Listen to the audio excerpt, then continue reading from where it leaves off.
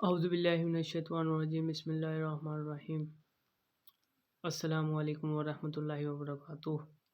آج کا ہمارا ٹاپک غزوہ احد کے بارے میں ہے۔ اس کے بارے میں ہم کچھ معلومات جاننے کی کوشش کریں گے۔ غزوہ احد حق و باطل کے درمیان برپا ہونے والا دوسرا بڑا معرکہ ہے۔ یہ غزوہ 7 شوال المکرم 3 ہجری بروز ہفتہ مدینہ منورہ کے قریب احد نامی پہاڑ کے پاس ہوا۔ یہ غزوہ مشرکین مکہ کے خلاف لڑا گیا۔ مسلمانوں کی قیادت حضرت محمد صلی اللہ علیہ وآلہ وسلم نے فرمائی، جبکہ مشرکین مکہ کا سردار ابو سفیان تھا۔ 3000 افراد پر مشتمل مشرکین مکہ کا لشکر بھرپور تیاری سے مسلمانوں پر حملہ ہوا۔ یہ غزوہ احد میں کفار کے مقابلے میں مسلمانوں کی تعداد 1000 سے بھی کم تھی، لیکن ان کے حوصلے بہت زیادہ بلند تھے۔ 6 شوال المکرم 3 ہجری کو نماز جمعہ ادا کرنے کے بعد نبی کریم صلی اللہ علیہ وآلہ وسلم اپنے صحابہ کرام علیہ رضوان کے ساتھ غزوہ بدر کی طرف روانہ ہوئے۔ اگلے دن احد نامی پہاڑ کے دامن میں یہ دونوں لشکر آمنے سامنے ہوئے۔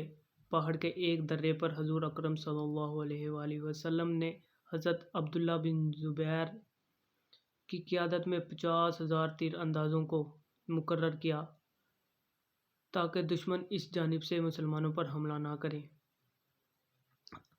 اب خاتمین صلی اللہ علیہ وآلہ وسلم نے درے پر مقررہ مجاہدین کو تاکید فرمائی کہ جب تک انہیں حکم نہ ملے اس جگہ کو ہرگز نہ چھوڑیں۔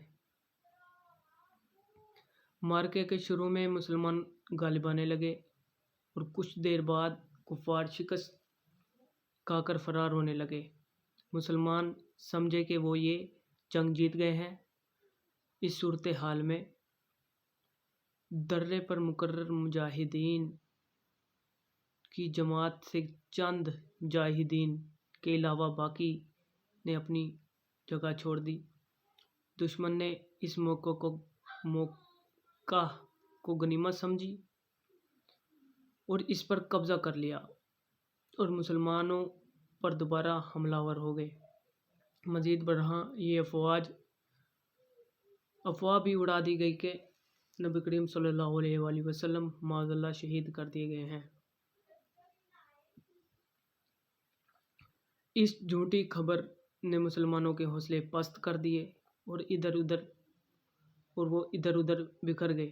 تاہم کچھ جانشار صحابہ کرام رضی اللہ تعالیٰ عنہ نبی پاک صلی اللہ علیہ وآلہ وسلم کے ساتھ ثابت قدمی سے ڈٹے رہے اور آپ صلی اللہ علیہ وآلہ وسلم کی حفاظت کا فریضہ سر انجام دیا۔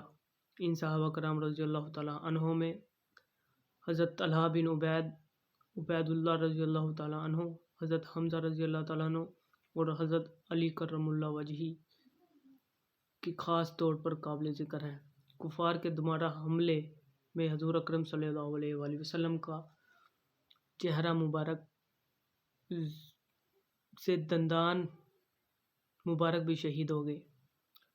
جب صحابہ کرام رضی اللہ تعالیٰ عنہم کو معلوم ہوا کہ آپ صلی اللہ علیہ وآلہ وسلم کی شہادت کی افواہ جھوٹی تھی تو انہوں نے دوبارہ اکٹھا ہو کر کفار کا ڈٹ کر مقابلہ کیا۔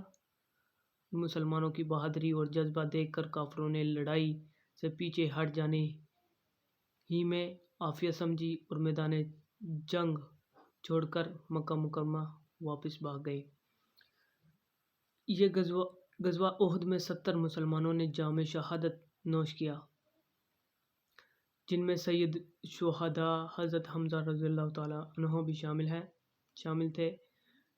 اس غزوے سے ایک عملی طور پر یہ ثابت ہو گئی کہ حضور اکرم صلی اللہ علیہ وآلہ وسلم کے حکم کو فراموش کرنے، نظم و ضبط کو ترک کرنے سے کتنا بڑا نقصان اٹھانا پڑ سکتا ہے۔